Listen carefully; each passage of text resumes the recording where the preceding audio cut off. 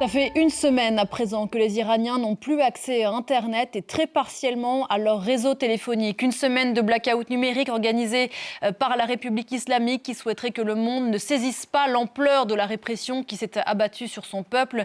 Et de fait, le flou règne toujours sur le nombre de victimes de cette répression. Nous avons retenu les chiffres donnés par deux ONG installées loin de l'Iran qui oscillent entre 2500 et 3500 morts. Il n'y a pas eu de manifestation à Téhéran ces dernières heures. Pour le reste du pays, très difficile de le savoir exactement, mais l'ambiance reste très tendue. On vous retrouve à Téhéran, Siavosh Ghazi. On le disait, les communications internationales sont compliquées, d'où l'importance de votre intervention ce matin. Et parmi les dernières informations qui vous parviennent, on n'en sait plus sur le sort de ce jeune manifestant, Erfan Soltani. Absolument.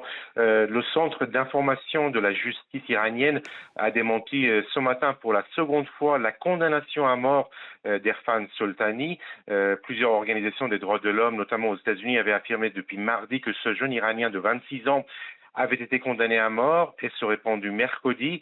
Selon ce centre, donc qui dépend de la justice, Erfan Soltani a été arrêté samedi et il est actuellement détenu dans la prison de Karaj, une ville située à une cinquantaine de kilomètres à l'ouest de Téhéran. Ce jeune Iranien, ajoute ce centre, est accusé d'action contre la sécurité nationale et de propagande contre le régime. Le centre d'information précise par ailleurs que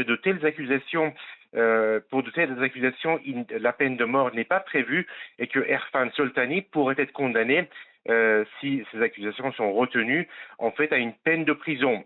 On sait par ailleurs que des dossiers de personnes accusées d'actions violentes durant les manifestations ont été transmis aux tribunaux pour être jugés en priorité, mais que pour l'instant, aucun procès n'a encore eu lieu. Ces personnes sont accusées pour certains de Moharebe, qui signifie guerre contre Dieu en persan, ce qui peut leur valoir en fait une peine capitale. Mais pour l'instant, il n'y a aucune information sur des jugements prononcés ou des peines capitales prononcées.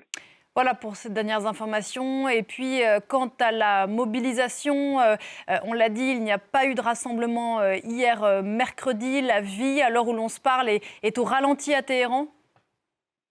Absolument. En fait, la situation a été de nouveau mercredi calme, mais toujours très tendue. Depuis lundi, en fait, depuis 3 jours, de maintenant 4 jours, il n'y a pas de nouvelles manifestations, en tout cas à Téhéran. On a très peu d'informations des villes de province, mais des gens que j'ai pu interroger dans au moins 3 villes qui avaient connu des manifestations importantes entre la journée de jeudi et dimanche sont restés calmes aussi, sans qu'il y ait de nouvelles manifestations. Il y a bien sûr la répression, le nombre important de personnes tuées et de blessées, mais aussi les arrestations très nombreuses. Sur lesquelles on n'a pas de chiffres exacts, bien évidemment. À Téhéran, la circulation automobile est beaucoup moins importante qu'habituellement, alors qu'il y a normalement des embouteillages très très importants dans la ville. Et une partie du grand bazar de Téhéran est restée toujours fermée ce mercredi matin, ce jeudi matin. À ce jeudi matin. Siavosh Ghazi depuis Téhéran, merci beaucoup. Siavosh.